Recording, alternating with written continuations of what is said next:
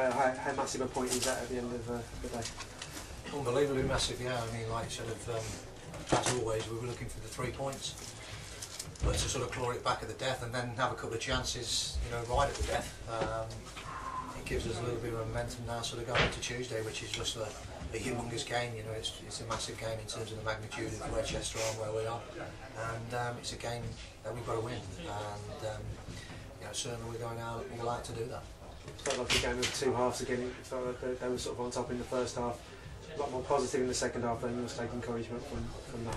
Yeah, absolutely. I mean, like, you know, they're a decent side, well, there's no doubt about it. They're a big physical side, you know what I mean? They're quite direct and they've got a lot of pace and power up top. But, you know, you have to deal with it. I thought, you know, first half we didn't get really going too much, and then, you know, we were caught just before half time with a sloppy goal where we should have dealt with it. And that tends to be the order of the day at the moment with us in terms of giving away sloppy goals. But I felt second half, particularly with the changes that we made at the right times, were crucial. And brought Matty Godden in to score goals, and he's done that today. I think he's got the goal. Has he got the goal? Bit of a scramble. But that's what he's done. He's got a track record for doing that. We get the ball in the box, he'll do that. But we've ended up with sort of, I think, 5 strikers on the pitch, which showed our intent. And we need to win games, and you know, we'll keep going, we'll keep fighting. You know, I'm in this for the long haul, as far as I'm concerned. It has to go to the last kick of the last game. Been there twice before, done it successfully. So that's what I said to the lads today. Lean on me. I know what this is all about.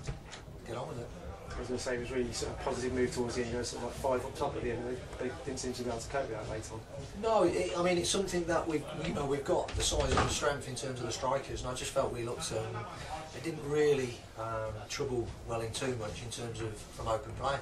So it was just a situation where, you know, it was, you know, we needed to get back into the game. And, you know, he took another striker on, then another striker on, and then we changed the formation twice, and ended up really with 5 up front. And going back to the Newport game last year, where we were 2-0 down and come back to 2-2 by having 5 forwards on the pitch and going, well, this new word that everybody's invented called football, you know, these football purists. Well, sometimes that's how you have to win a game. And, as far as I'm concerned, that's got to be really. It's not the 3 points we wanted, but it's certainly one. Yeah, I mean, sometimes with a draw like that, where you get the goal late on, it does feel sort of almost like a victory. Yeah, I mean, look, you know, the atmosphere coming in would have been far better if it had been reversed. I mean, you know, to concede a late goal like that would have been disappointing, and then taking that obviously into Tuesday would have been possibly difficult. But the other way it's reversed, sort of thing.